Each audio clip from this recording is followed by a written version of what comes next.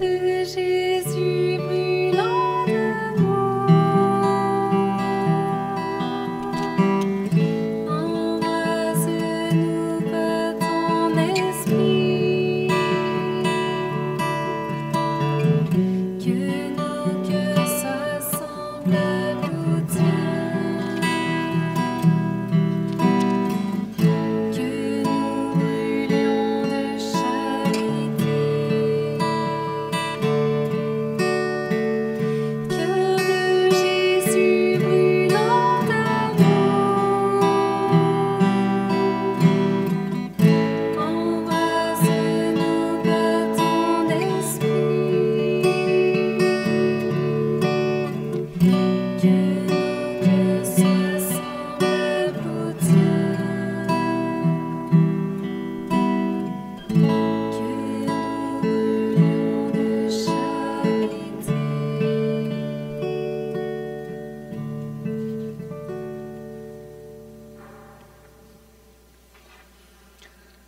Alors Marguerite Marie est née en 1647. Vous voyez, c'est en plein les débuts de la Nouvelle-France, là. C'est pas encore la Nouvelle-France, c'est les premiers missionnaires qui viennent, qui sont déjà donné leur vie ici. Et comme je vous le disais,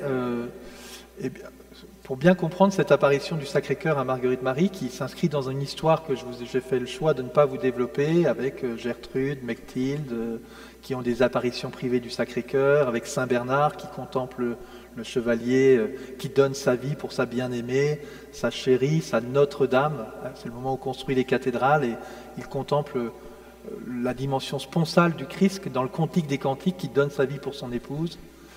Voilà, on a toutes ces figures qui ont germé à travers l'histoire. Saint-Augustin a été une grande figure. François de Sales et Jeanne de Chantal ont décidé de fonder une nouvelle œuvre, qui disent une petite œuvre qui sera l'œuvre du cœur de Jésus. Et à côté d'eux, il y a Jean Eudes. Jean Eudes qui, lui, commence déjà à développer un culte du Sacré-Cœur, avec une messe du Sacré-Cœur, le cœur de Jésus et le cœur de Marie unis. Et on va célébrer une liturgie pour cela. Et dans ce contexte-là, c'est avec ça que Marie de l'Incarnation vient à Québec, avec tout cet héritage-là. Et dans ce contexte-là, apparaît Marguerite Marie, une fille qui a une vie pas facile, mais une belle vie. Pas les épreuves seulement qui font qu'une vie est plus ou moins réussie. À 5 ans, elle dit, entre deux élévations de la messe, elle dit cette parole à Jésus, « Mon Dieu, je vous consacre ma pureté et je vous fais vœu de perpétuelle chasteté. » À 5 ans. Il y a une autre Marguerite qui serait peut-être capable de dire ça, mais les autres... T'as compris ce qu'elle a dit là perpétuelle chasteté, pureté. Heureusement, Marguerite Marie dit « Je ne comprenais pas ce que je disais. » Ah, t'es normal en fait. Mais j'étais poussé à le faire.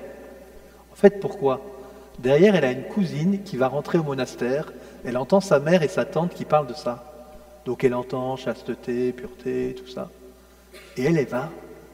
Jésus, Jésus, je te consacre ma pureté, je te fais vœu de perpétuelle chasteté. Très beau, et je trouve que ça peut nous nourrir d'ailleurs. Peut-être qu'on pourrait aussi dire Seigneur, Seigneur, je te consacre ma pureté, en fait, je te la confie. Voilà. Dans un monde où c'est quand même pas facile d'être pur et chaste, hein, il y a quand même pas mal de distractions. En plus de ce que j'ai déjà dans mon cœur, il y a plein de choses autour qui ne m'aident pas. Eh bien, Seigneur, je te confie ça. Voilà. Et elle vit avec ça dans son cœur. Et puis à 8 ans, son père va mourir. Et c'est une situation compliquée parce que ses grands frères sont déjà partis, ils ne sont plus à la maison. Et Marguerite, son père avait une situation confortable, il était notaire royal, donc une bonne situation de vie. Et il y avait tout le monde à la maison, il y avait toute la famille du père. Il y avait la mère, il y avait la sœur de la mère, il y avait la grand-mère. Donc voilà. Et la mère de Marguerite Marie, elle se retrouve dans ce milieu-là. Et là, elle voit bien qu'elle n'arrive pas à gérer seule avec sa fille le domaine. Donc elle va reconfier le domaine à la famille de son mari.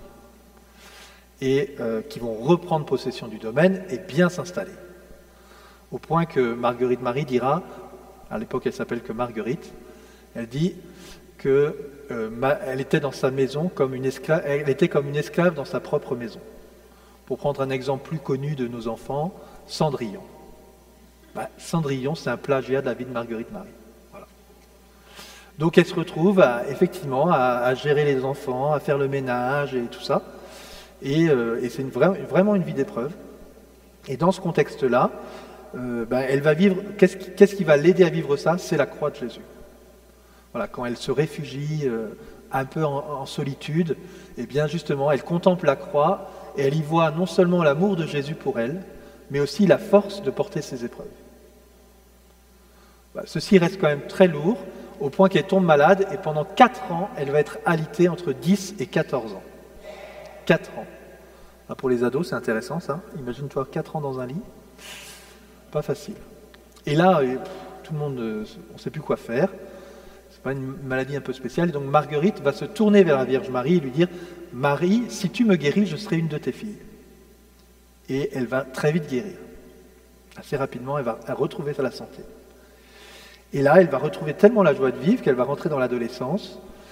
Et dans ce contexte, sa mère l'encourage fortement à se marier, parce que le grand désir de sa mère, c'est Marguerite, marie-toi vite pour que je puisse vite partir de cette maison et aller vivre avec toi.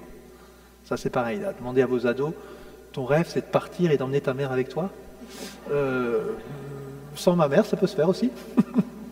Bon, voilà. Marguerite, elle entend ça, mais elle vit un dilemme. J'ai fait un vœu de chasteté quand même quand j'avais 5 ans. Et sa mère lui dit, mais non, mais ça, c'était les paroles d'une gamine, ça n'avait pas de valeur. Et pour Marguerite Marie, ça avait une valeur en fait. Et Jésus, à ce moment-là, vient la voir et lui dit je te rappelle que c'est moi qui te parlais et c'est moi qui t'ai inspiré à faire ce vœu, parce que je te voulais tout à moi dès ton enfance. Mais il y a comme une liberté qui est redonnée au milieu de cela. Alors au milieu de ça, elle devient adolescente de 16 ans et puis elle commence à sortir. Et elle dit que les plaisirs du monde l'habitent et le désir de séduire. Et alors le grand péché de Marguerite, c'est d'aller au bal masqué. C'est pas d'aller aux soirées rock de saint Thomas d'Aquin, là. C'est le bal masqué. Alors là, c'est le sommet de l'abomination pour Marguerite Marie. Voilà. Et elle va là, et un soir, en même temps, elle dit, ça va durer plusieurs années. C'est intéressant ça aussi. Parce que nous, on aimerait se convertir tout de suite. Elle ne se convertit pas tout de suite. Elle n'est pas guérie tout de suite non plus. Vous voyez, donc c'est une vie quand même compliquée. Mais un soir où elle rentre du bal, Jésus. Mais pas un Jésus ressuscité, vous voyez, qui apparaît à Marie-Madeleine. Marie, Rabouni, qu'est-ce que vous... Non, elle voit Jésus flagellé, couronné d'épines, ligoté. Et Jésus lui dit, voilà ce que moi j'endurais pendant que toi tu t'amusais au bal. Retour de soirée. C'est un peu refroidissant. On pourrait dire, ouais, c'est un peu du chantage affectif, Jésus, il est quand même... Mais en fait, je vous rappelle que le mystère qui touche Marguerite, c'est la croix. Donc quand elle voit ça, ça la rappelle sur tout l'amour que Jésus a pour elle. Et ça va être une grâce spéciale, c'est-à-dire qu'elle va être libérée de ce désir de plaire. Et elle va pouvoir s'attacher à Jésus. Elle a du vocabulaire un peu très compliqué. Elle dit « Jésus me lançait des cordes et des flèches ». Vous voyez, mais c'est un peu Cupidon qui lance des flèches. « Je t'aime, je t'aime, je t'aime ». Ah, je voulais retourner à tous ces plaisirs, mais Jésus m'attirait vers lui. « Reste avec moi, je t'aime, je veux te donner ma vie » et tout ça. Et donc ça va être un long chemin, mais Marguerite va réussir à sortir de cela. Et cet épisode-là, notamment, va vraiment l'aider à se déterminer pour Jésus. Et va se déterminer pour Jésus au milieu de sa famille qui est opposée à son entrée au monastère. Et pendant 6 ans, qui est très long à l'époque, puisqu'il y a pas mal, souvenez-vous, Thérèse de l'Enfant Jésus, 200 ans plus tard, elle rentrera à 15 ans au Carmel. Marguerite, elle va rentrer à 24 ans au Carmel. À 18 ans, elle va faire sa confirmation, elle va choisir de rajouter Marie comme prénom. Marguerite devient Marguerite Marie pour remercier Marie pour toutes les grâces qu'elle a eues durant sa vie avec elle. Et puis, à travers tout un circuit de circonstances, elle va rentrer au monastère finalement. Le Seigneur va bien la guider, va l'aider à tenir ce temps. Ces 6 ans ne sont pas des années perdues, elle va vivre la charité, enseigner les enfants, leur faire le catéchisme. Vous voyez, faire sanctifier ce temps qui lui est donné. Et puis finalement, elle va rentrer à la visitation, et les sœurs de la visitation, on les appelait les filles de Marie. Donc son vœu d'être, si je serai une de filles, va s'accomplir en rentrant à la visitation. Je peux raconter rapidement ce moment-là, parce que son frère l'amène en disant, bon, on va voir. Et puis là, c'est le moment où il discute avec la supérieure, il y a le frère, il y a Marguerite, Marie, et puis il y a la supérieure et tout ça. C'est quoi les conditions pour rentrer, la dot et ceci et cela. Et Marguerite se penche vers son frère et dit, tu monnailles ce que tu veux, c'est là que je rentre. Si tu monnailles ce que tu veux, c'est là que je rentre. Et 1 mois plus tard, elle rentre au monastère pour toute sa vie. Donc on a une femme qui a quand même un peu de volonté, de la détermination, vous voyez, et qui est marquée par toutes ces épreuves de sa vie. Et je prends le temps de regarder ça parce qu'on a tous, nous aussi, nos propres épreuves dans notre vie. Ces deuils, ces maladies, ces oppositions aussi de ce que l'on vit. Voilà. Et donc c'est avec tout ça qu'on vient devant le Seigneur. Il n'y a pas une vie de sainteté qui est complètement lisse et tout est beau depuis le départ. Voyez. Donc venons aussi avec tout ce qu'il y a d'épreuves, tout ce qu'il y a de difficultés. Et appuyons-nous peut-être aussi sur les points forts pour Marguerite, c'est la Vierge Marie, c'est l'Eucharistie. Vous savez, hein, ces grandes dames-là, de temps en temps, lui disent, tu iras pas à la messe. Combien d'enfants aujourd'hui ne vont pas à la messe dans ceux qui font leur première communion, là, parce que les parents, ils leur disent, non, tu ne vas pas aller à la messe. Vous voyez, et bien Marguerite, elle dit, je ne peux pas aller à la messe, mais justement, c'est là qu'elle a appris à se tourner vers l'Église en disant, Seigneur, je ne peux pas y aller aujourd'hui, mais je t'offre mon cœur. Voilà. La Passion, la Vierge Marie, l'Eucharistie sont comme des piliers pour elle. Et finalement, qui vont revenir au moment de l'apparition. Donc Marguerite rentre au monastère et elle va très vite, elle va vivre une expérience, elle va nous raconter le récit de cette première apparition du Sacré-Cœur. Et ce soir, c'est là-dessus que je voudrais qu'on rentre, pour nous-mêmes nous laisser saisir par cette image du Sacré-Cœur, pas par cette image, mais par l'expérience de l'amour du cœur de Jésus. Marguerite, elle dit qu'une fois parmi d'autres, c'était le 27 décembre, c'était le jour de la fête de la Saint-Jean, et elle avait un peu de temps libre parce que les activités lui en laissaient guère. Alors j'aime bien ça parce qu'elle nous ressemble un peu. Une fois parmi d'autres. Marguerite Marie n'est pas toujours en extase à chaque fois qu'elle va à l'adoration. Donc ça vous déçoit peut-être parce que vous êtes des grands adorateurs. À chaque fois que on est en train d'essayer, voir si on ne va pas mettre des chaînes pour que quand vous êtes au plafond, on vous descend le soir quand il faut fermer l'église. Là.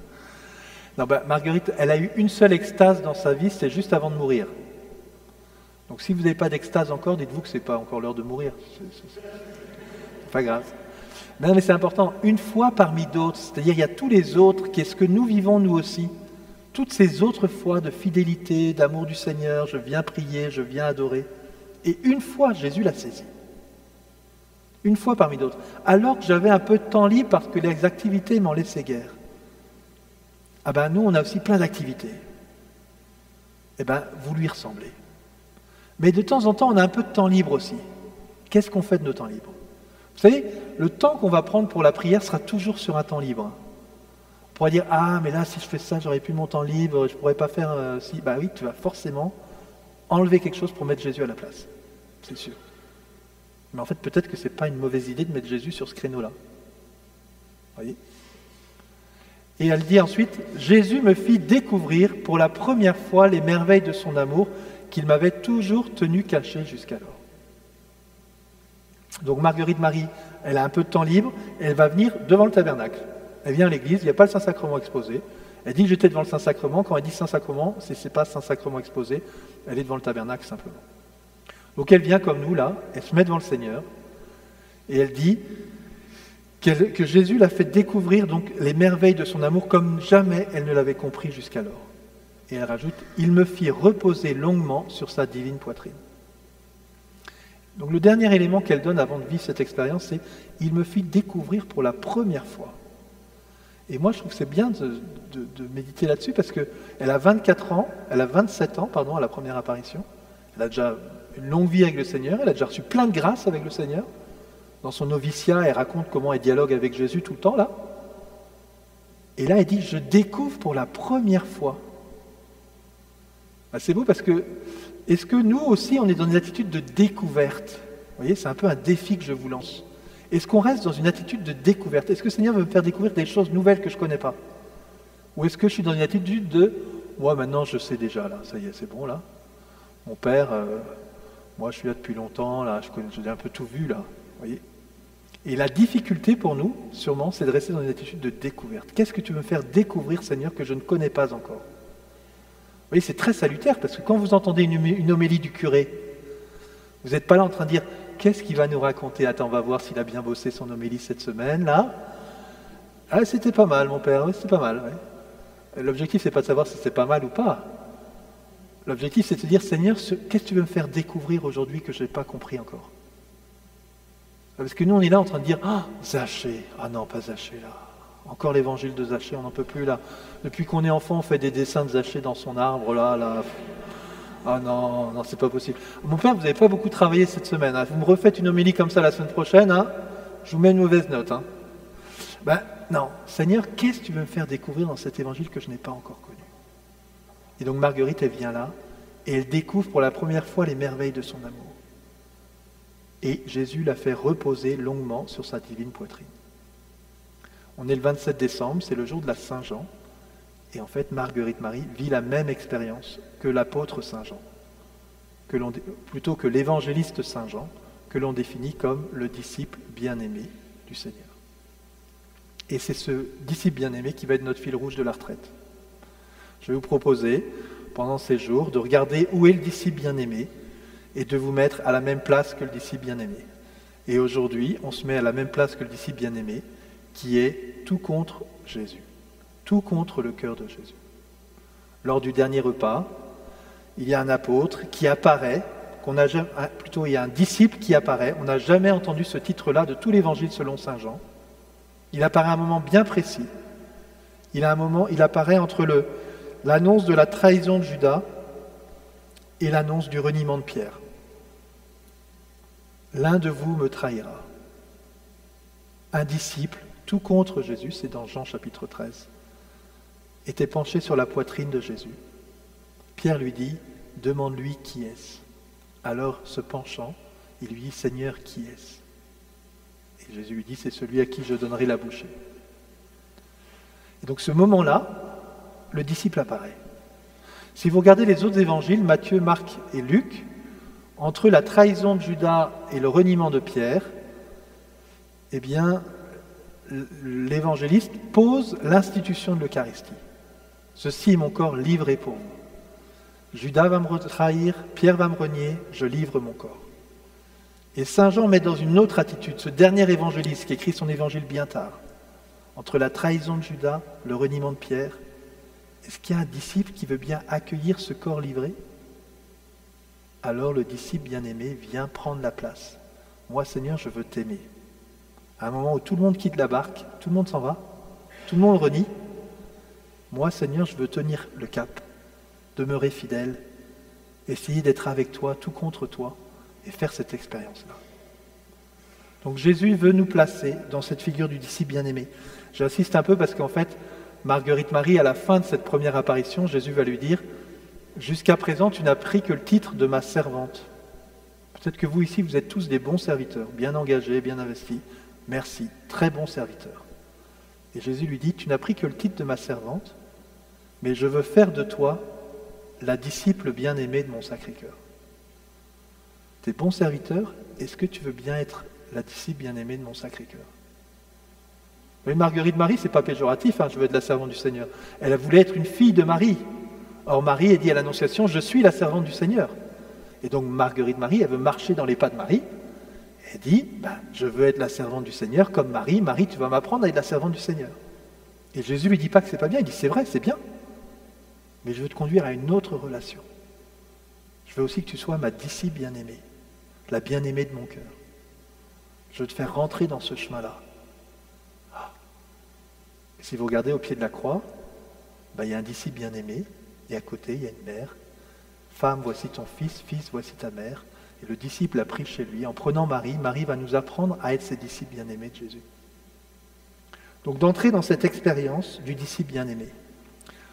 Le défi, c'est que vous puissiez vous dire que le disciple bien-aimé, c'est vous.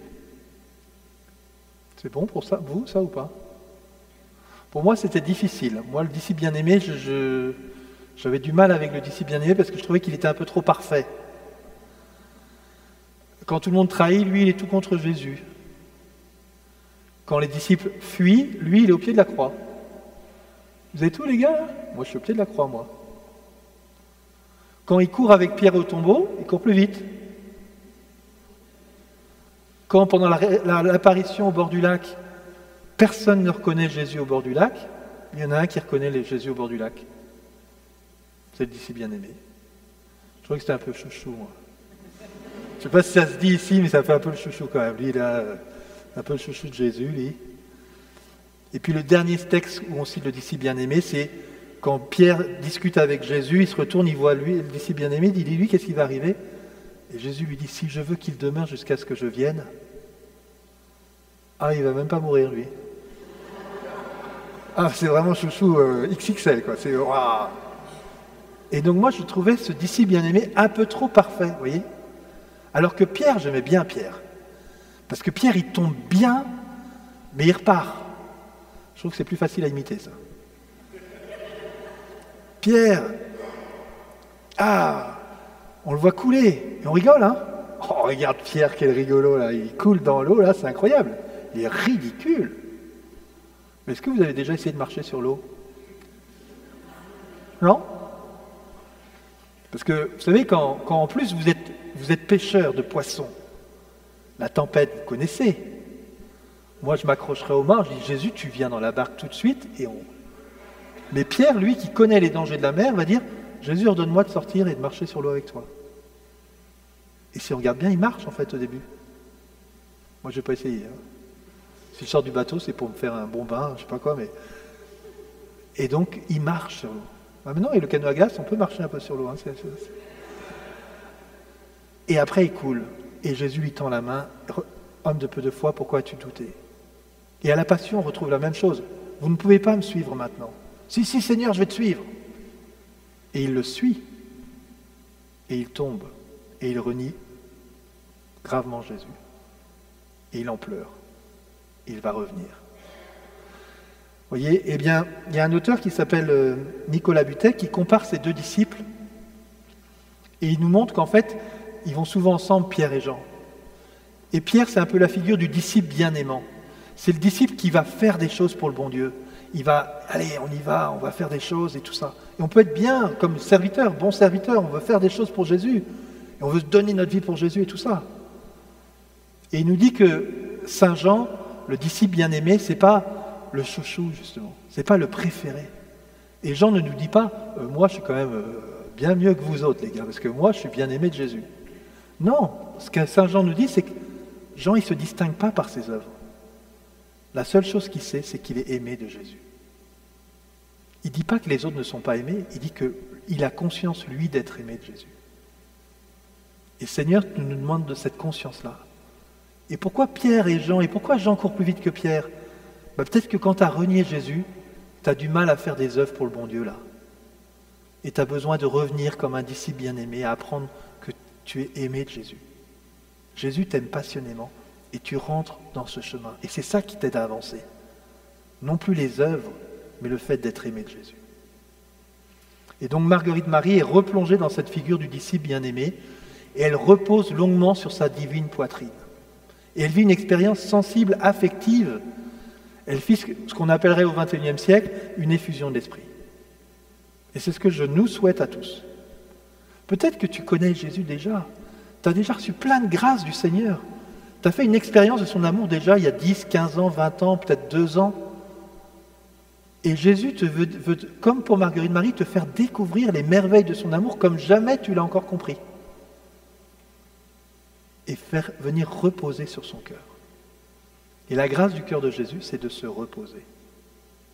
Ce soir, le premier appel, c'est de se reposer. Alors, il ne faudrait pas que je termine trop tard quand même. Reposer sur le cœur de Jésus. Seigneur, je viens me reposer. Aujourd'hui, Seigneur, je suis fatigué. C'est ça que ça veut dire. Pour être fatigué, pour se reposer, il faut avoir conscience d'être fatigué. Donc j'ai le droit de dire, Seigneur, je suis fatigué. Je viens poser mes valises et je viens me reposer sur ton cœur. Vous voyez, il y a des moments où on vient prier, puis voilà, j'ai rien à dire là, j'ai pas de jus là. Viens te reposer sur mon cœur. Quand Jésus parle de son cœur, la seule fois où il en parle lui-même, Matthieu 11, 28, « Venez à moi, vous tous qui peinez et ployez sous le poids du fardeau, et je vous soulagerai, car je suis doux et humble de cœur. Prenez mon joug, mettez-vous à mon école, je suis doux et humble de cœur. Venez vous reposer sur mon cœur. » Sur quels aspects de votre vie vous avez besoin de vous reposer? Seigneur, il y a ça, et puis je le porte moi-même en fait. J'y vais, il faut que j'y arrive, il faut que je tienne, et machin. Seigneur, en fait, tu veux, je me repose sur ton cœur. Seigneur, je viens, j'accepte de te déposer ces valises-là et je me repose là. Donc voilà cette expérience que vit Marguerite Marie, cette découverte nouvelle, cette expérience du cœur. Vous voyez, saint Paul dit « L'amour de Dieu a été répandu dans nos cœurs par le Saint-Esprit qui habite en nous. » Romains 5,5. Marguerite Marie dit ça. Mais elle n'a rien demandé. Hein. C'est vraiment une initiative de Jésus. Elle n'a rien demandé. Et à cette expérience, c'est un peu comme un sacrement, il y a une expérience et une parole. Là, il y a une expérience. À cette expérience, Jésus va se déclarer à Marguerite Marie. Il va lui dire son amour. Sauf qu'au XVIIe siècle, c'est l'époque de Molière, c'est l'époque des mousquetaires. Donc, messieurs, quand on se déclare à une dame, on n'envoie pas un texto. Je t'aime trop, puis j'attends la réponse. Je ne sais pas comment on dit ici. Hein. En France, on dirait je te kiffe trop grave, quand on est dans certains coins. Je te kiffe trop grave. Non, on se déclare. Et donc, on fait une tirade. Mon divin cœur est si passionné d'amour pour les hommes et pour toi en particulier que ne pouvant plus contenir en lui-même les flammes ardentes de sa charité, je veux les répandre par ton moyen et leur manifester les secrets que je te découvre, lesquels secrets les conduiront vers des vertus salutaires qu'ils sont inestimables. Et si je t'ai choisi, c'est comme un abîme d'anité pour que tout le monde sache que tout est fait par moi. Et si jusqu'à présent tu n'as pris que le titre de mon esclave, je veux faire de toi la disciple bien-aimée de mon Sacré-Cœur. On n'a rien compris. Non mais on n'a rien compris là. Oui. On n'a rien compris là, Seigneur. Nous, au XXIe siècle, si tu ne nous fais pas un tweet, là, ça ne marchera pas là. Alors on va reprendre le tweet. Ok, j'ai compris. XXIe siècle, je vais vous faire un tweet, dit Jésus. Mon divin cœur est si passionné d'amour pour les hommes et pour toi en particulier. Oh, c'est déjà beaucoup là. On va enlever les hommes là. On va mettre les hommes devant là. On va se concentrer. Alors, mon divin cœur, simplifie. Mon cœur est si passionné d'amour pour toi en particulier. Mon cœur est passionné d'amour pour toi en particulier. 10 mots. Vous allez retenir ça ce soir. Mon cœur est passionné d'amour pour toi en particulier. On peut répéter ça ensemble, les enfants? Mon cœur pour toi en particulier. Encore une fois, mon cœur est passionné d'amour pour toi en particulier. C'est ça que Jésus dit à Marguerite Marie. Et c'est ça le défi pour nous faire entrer dans le repos, pour faire entrer dans l'expérience. Est-ce que je suis capable d'accueillir cette parole? Mon cœur est passionné d'amour pour toi en particulier. Je t'aime passionnément. Et ça nous repose. Mais ça, on a du mal à l'accueillir. Parce qu'on n'y croit pas vraiment. Comme je vous disais, moi je ne suis pas le disciple bien-aimé. Hein. Je ne suis pas, j'ai mes casseroles, je ne suis pas un disciple parfait. Vous voyez, on peut tous dire ça et on se dit, mais non, moi je ne suis pas Marguerite Marie. Hein. Moi je n'ai pas fait un vœu de perpétuelle chasteté à 5 ans. Hein. Donc, non, c'est pour elle, c'est pas pour moi. Je ne me sens pas concerné. Vous voyez, moi je suis plutôt comme le psalmiste, les péchés me submergent et ceci et cela. Donc, c'est pas pour moi ça. Or, tout le défi, c'est justement de comprendre que c'est pour toi. C'est pour chacun de nous. Et c'est là qu'il faut que je donne ma feuille. C'est là que je vous donne ma feuille. Je vais vous donner une feuille pour la retraite, mais vous l'aurez. Je vais vous le faire, elle est au fond. Je vais vous le faire par oral et puis vous prierez avec. Et donc le défi que je vous propose maintenant, en fait, le défi, c'est est-ce qu'on croit? Vous savez, c'est ce qu'on a dit depuis le début du carême. Hein. Croyez à la bonne nouvelle. Et est-ce qu'on prend ça comme vraiment un appel? C'est vraiment, peut-être, c'est le point le plus important de notre conversion du carême. C'est de croire à la bonne nouvelle. C'est de croire, Jésus, que tu es passionné d'amour pour moi. Même si moi, je pense vraiment que ce n'est pas possible. Est-ce que je te laisse la possibilité de m'aimer passionnément? Est-ce que je veux accueillir ça? Qu'est-ce qui me bloque pour me dire non, ça ne marche pas? Vous voyez, est-ce que la Bible, c'est juste une belle histoire pour les enfants? Ou est-ce que c'est vrai? Maintenant qu'on est grand, vous voyez, quand les enfants, on leur donne la Bible, c'est des belles histoires, mais nous, on a vécu, on s'est pris des casseroles, on a pris des épreuves. Donc on y croit, mais si la Bible c'est un livre pour les enfants, est-ce que le soir avant de se coucher, on va lire aux enfants « Et ainsi Caïn tua Abel. Bonne nuit Diane, fais de beaux rêves.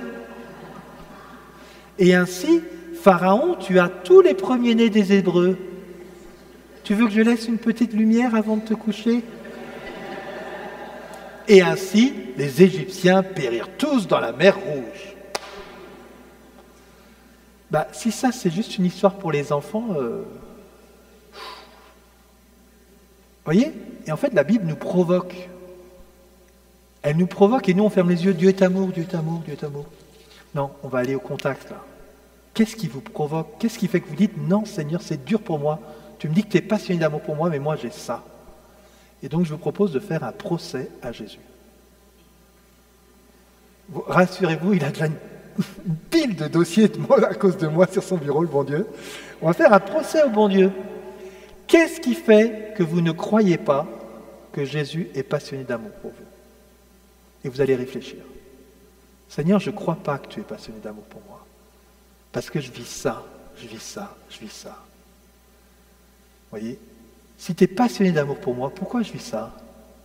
Pourquoi je suis malade ? Pourquoi mon couple, ça marche plus ?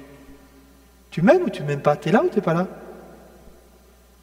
Si tu es passionné d'amour pour moi, pourquoi on se déchire ? Pourquoi c'est la guerre ? Pourquoi mon frère m'a piqué mon héritage ? Pourtant, moi, Seigneur, je t'ai aimé, je t'ai donné ma vie, je suis allé à la messe tous les dimanches, je te prie à la maison, ça ne marche pas. Tu m'aimes ou tu m'aimes pas ? Ça, c'est un premier aspect. Puis le deuxième aspect, c'est ce qu'on a dit tout de suite. Ah non, mais moi je ne suis pas un saint, donc Jésus, tu ne peux pas être passionné d'amour pour moi. Par contre, pour Marguerite Marie, tu peux être passionné. Voilà, donc j'ai ça de mon côté, qui fait que je ne pense pas que tu puisses m'aimer. Et de revisiter ça, de remettre ça un peu devant le Seigneur. Vous voyez, pour prendre cette image, c'est un peu ces morceaux de fromage collés au fond de la poubelle, là. On préfère mettre vite un sac poubelle dessus plutôt que d'aller le chercher, de la nettoyer, là, celle-là. Là. Et là, on va prendre ce dossier-là et on va dire, ok, ça, Seigneur, il faut que j'aille chercher le fond de la poubelle. Là. Qu'est-ce qui fait que j'ai du mal à vivre cela ? Ça va ? Normalement, j'aurais vous laisser toute la nuit avec ça. Ce serait sympa, hein ? Quelle belle ambiance, le cœur de Jésus, là. Waouh, merci Seigneur. Alors, en fait, pour vivre le procès, je vais prendre le père spirituel de Marguerite Marie, qui s'appelle Claude la Colombière, qui a reçu les révélations de Marguerite Marie, qui a aidé Marguerite Marie à les accueillir. C'est assez fort, hein ? Claude la Colombière, il n'a jamais eu d'apparition, et Jésus lui dit à Marguerite Marie, « Tu as des apparitions ? C'est celui qui n'en a pas qui va t'aider à vivre ce que tu as. » Moi, si quelqu'un vient me voir en me disant « J'ai eu des apparitions », je dis « Et il vous a dit quoi ?» Là, c'est le contraire. J'ai eu des apparitions, mais je ne sais plus si je suis folle ou si c'est vrai, parce que quand il est là, c'est bien, mais quand il n'est plus là, comment on fait et tout. Et Claude, qui a cette bonne sagesse de l'Église, va l'aider à avancer là-dedans. Et Claude va recevoir cela et va écrire plusieurs prières. Et une des prières, c'est son acte de confiance. Voilà, c'est un acte de confiance. Mais il est tard, donc je ne sais pas si je commence l'acte de confiance. L'acte de confiance, il commence cela. « Mon Dieu, je suis si persuadé que vous veillez sur ceux qui espèrent en vous, que j'ai résolu de vivre à l'avenir sans aucun souci, et de me décharger sur vous de toutes mes inquiétudes. » Est-ce que certains d'entre vous ont des soucis ou des inquiétudes ? Soyons simples, on se connaît, on est un peu de la même paroisse. Personne ? Bon, on va aller être rapide. Moi, j'ai un peu de soucis et d'inquiétudes quand même, non ? Ah, vous voyez, il dit, Saint Claude, j'ai décidé de me décharger sur toi de mes soucis et mes inquiétudes. Il ne dit pas, j'ai pas de soucis, j'ai pas d'inquiétudes. Vous savez, quand vous êtes en France, quand on vous demande ça va, vous répondez, ça va. Ça va ? Ça va. Ça va ? Ça va. Vous dites jamais, ça va ? Ça va pas du tout, là, je déprime complètement, c'est la catastrophe, je vais pas bien. Non, ça se fait pas de dire ça va. Alors que Claude, il dit, ça va ? Ben non, ça va pas en fait. J'ai des soucis, j'ai des inquiétudes. Quand j'étais en Amérique latine, j'aimais bien cette phrase parce que rarement on vous disait que ça allait bien. On disait toujours « luchando ». Ça va ? Luchando. Ça veut dire on lutte, on combat. Bonjour, ça va ? Luchando. Ça va ? Luchando. Ouais, il y a du combat, il y a de la lutte, c'est pas simple au boulot, c'est toujours le combat, je sais pas trop ce que je vais manger ce soir, j'ai pas d'argent. Luciando. Voilà. Je trouve que c'est beau, c'est une honnêteté. Luciando. Et donc, Claude dit, j'ai des soucis et des inquiétudes, mais je vais me décharger sur Dieu de mes soucis et de mes inquiétudes. Non pas je vais m'en débarrasser, mais notre tentation à nous, c'est de dire, on va tout gérer de nous-mêmes. Et là, Claude nous invite à dire, je vais me décharger sur toi de mes inquiétudes. Et il prend 3 situations de vie. Je pourrais perdre... Les maladies pourraient m'ôter... je pourrais perdre... Oh là là, vous savez, je vais vous essayer, ça sera plus simple, c'est joli. Les hommes pourraient me ravir mes biens et mon honneur. Les maladies pourraient m'ôter les forces de vous servir. Je pourrais perdre la grâce par le péché. Je ne perdrai pas ma confiance. Saint Jean-Paul II a dit que c'était l'apôtre de la confiance. Nous on dit Jésus, j'ai confiance en toi, Jésus, j'ai confiance en toi. Jésus, j'ai confiance en toi, mais j'ai assuré mes arrières. Là, j'ai tout bouclé, là, c'est sûr qu'il n'y a pas de problème. Et Saint Claude, il dit, Jésus, j'ai confiance en toi. Je pourrais perdre mes biens et mon honneur, je ne perdrai pas ma confiance. Et il va les perdre. Il va être jeté en prison, accusé faussement, dans une mission à Londres. Après avoir passé du temps à Paray-le-Monial, il est envoyé à Londres pour accompagner une princesse d'Angleterre. Et il est accusé d'avoir essayé de convertir un anglican au catholicisme, jeté en prison. Les maladies pourraient m'ôter les forces de vous servir, je ne perdrai pas ma confiance.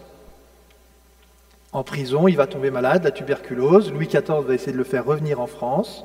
Il rentre en France. Au début, il dit Seigneur, vous m'avez choisi comme apôtre du Sacré-Cœur, vous allez me guérir. Puis il avance et puis il ne guérit pas. Et puis il guérit tellement pas qu'on le ramène un peu dans différents lieux. On va le ramener à Paray-le-Monial, peut-être qu'il ira mieux, sauf que Paray-le-Monial c'est marécageux, donc forcément pour la tuberculose, c'est pas ce qu'il y a de mieux. Puis tout d'un coup, il reçoit un petit billet de Marguerite Marie, qui lui envoie un petit message. « Oh, la Sainte m'envoie un petit message, ça fait plaisir, une parole. Oh, peut-être que le Seigneur a quelque chose à me dire. Le Seigneur veut le sacrifice de votre vie ici. » Il n'y a pas un post-scriptum, il n'y a pas un gros bisou.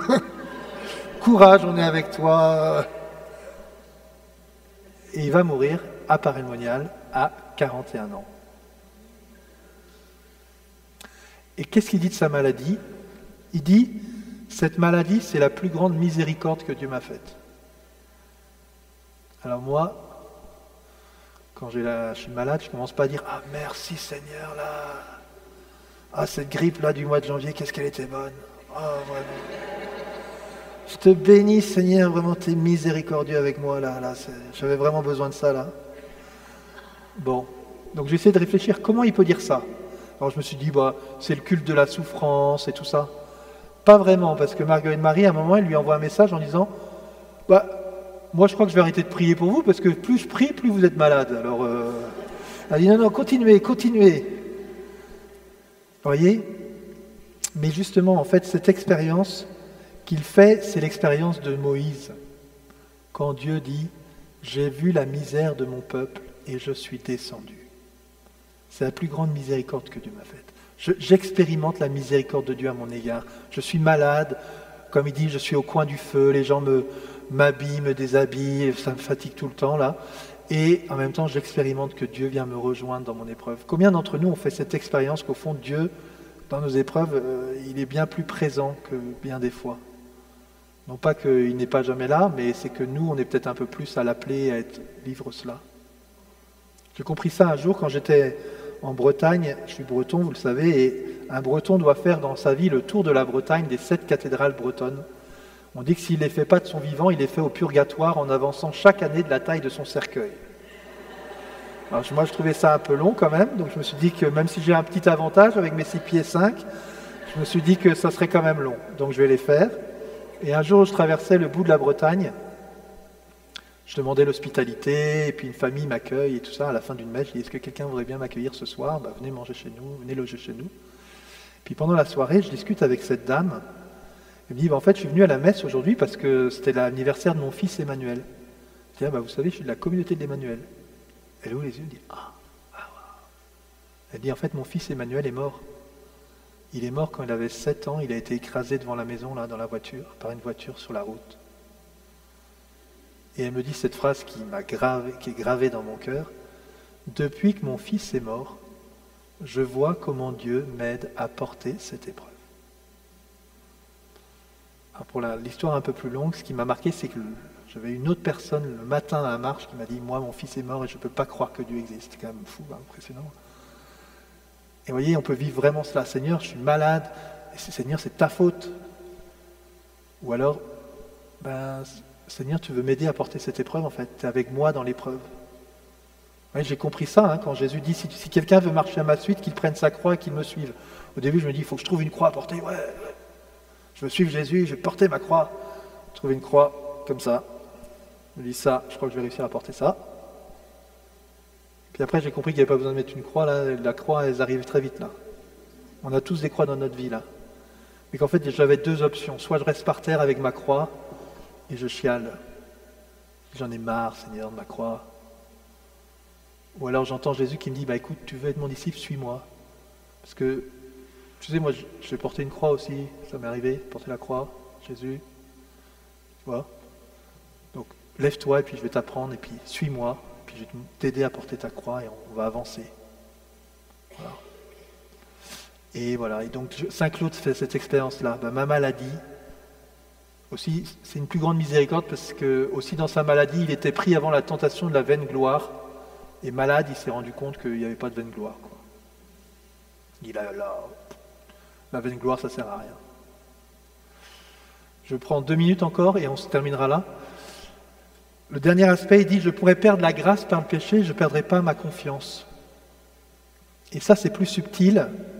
C'est ce désir, en fait, ou cette pensée que j'ai évoquée plusieurs fois dans d'autres homélies, que finalement, j'irai au ciel par mes propres forces. Il faut que j'arrive à un certain niveau pour avoir le ciel. Je perdrai la grâce par le péché, je ne perdrai pas ma confiance, dit Claude. Je sais ce que peuvent les tentations les plus fortes contre les âmes les plus affermies. J'ai vu tomber les astres du ciel. Ce gars-là, c'était une star, il est tombé vraiment bas.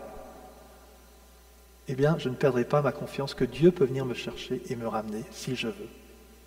Il y a comme une inversion chez Saint Claude, c'est pas moi qui vais gagner le ciel, c'est Dieu qui veut me donner le ciel. C'est Dieu le bon berger qui vient descendre pour chercher sa brebis, qui vient descendre au fond des abîmes pour venir me chercher et m'attirer vers son cœur. Et alors, Seigneur, ça ne m'invite pas à faire tous les péchés que je veux. Vous voyez, je ne suis pas dans le mode de la bonne action, je fais ma BA parce que si je fais ma BA, j'irai au ciel. Non, c'est que, Seigneur, tu me sauves et ce qui me donne la joie, c'est de faire ma BA. Je fais la bonne action parce que c'est ce qui habite mon cœur, c'est ce qui comble ma joie, de répandre cette bonne action, et pas juste pour gagner un ciel. Mais en fait, ce que Claude sait et qu'il comprend, c'est qu'en fait, le premier qui désire que je sois au ciel, c'est Dieu.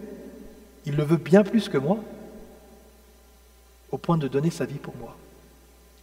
Donc ces 3 situations nous invitent à revisiter notre procès, en fait, parce que là, Saint Claude, c'est un peu notre avocat, mais c'est aussi l'avocat du bon Dieu, en fait.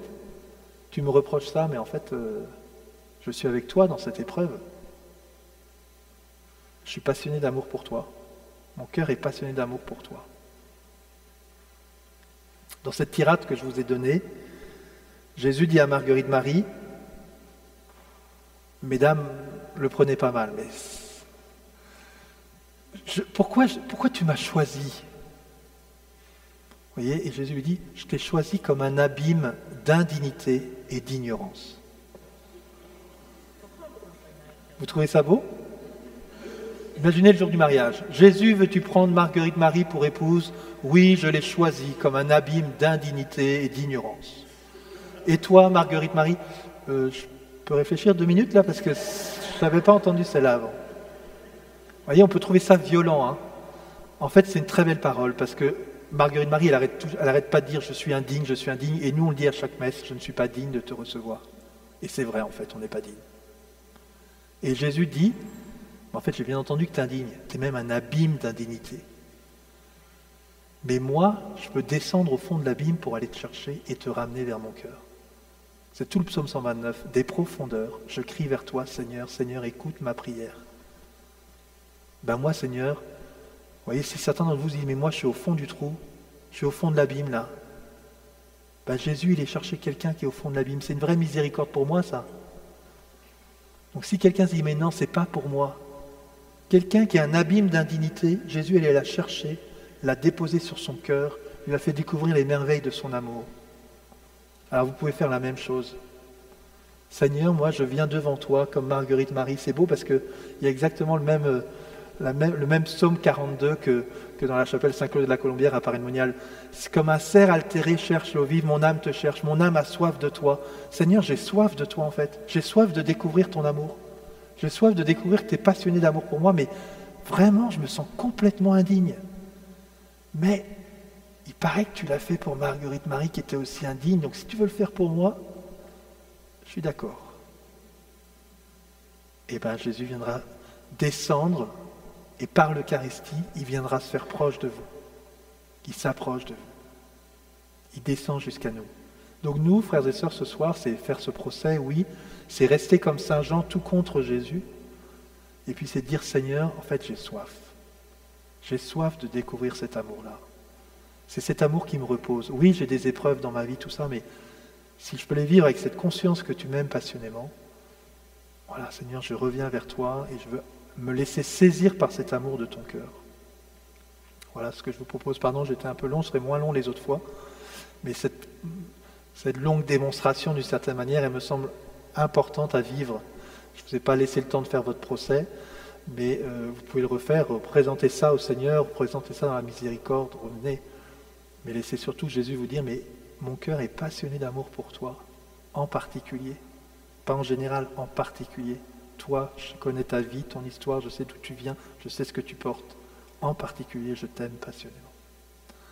On va terminer par un chant.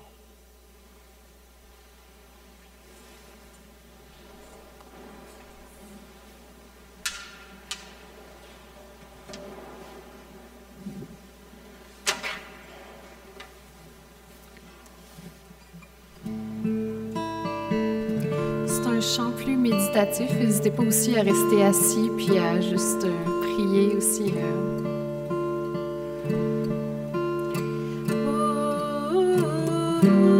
Oh, Jésus, cœur brûlant d'amour, agneau immolé, source de vie, torrent de grâce, viens guérir nos cœurs de tout péché.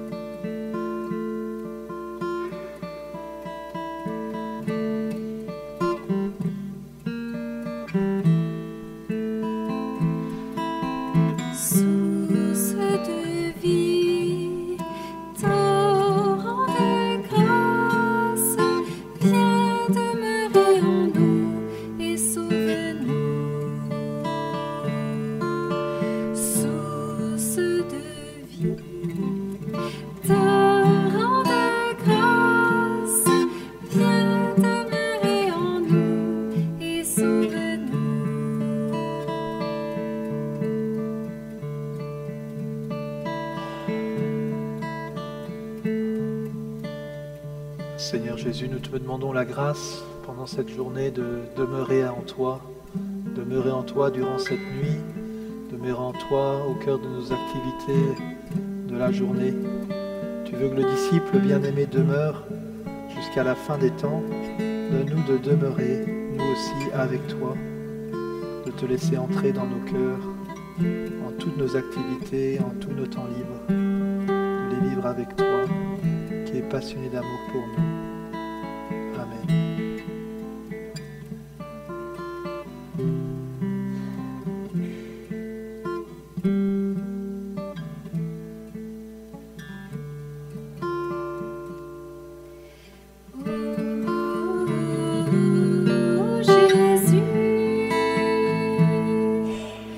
Cœur brûlant d'amour, agneau immolé,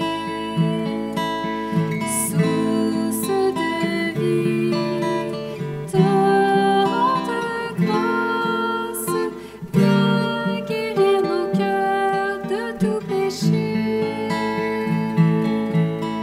Source de vie, torrent de grâce, viens demeurer en nous et sauve-nous.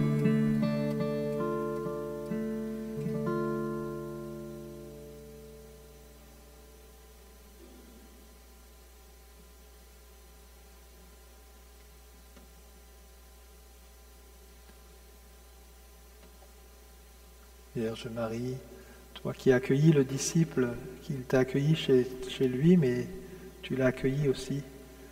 Accueille-nous et donne-nous la joie de devenir ces disciples bien-aimés du cœur de Jésus. Je vous salue Marie, pleine de grâce. Le Seigneur est avec vous. Vous êtes bénie entre toutes les femmes, et Jésus, le fruit de vos entrailles, est béni. Sainte Marie, Mère de Dieu, priez pour nous pécheurs, maintenant. Le Seigneur soit avec vous. Que le Seigneur vous bénisse, qu'il vous donne une nuit paisible pour refaire vos forces, qu'il vous donne de demeurer dans la paix au nom du Père, du Fils, du Saint-Esprit. Merci à bénir.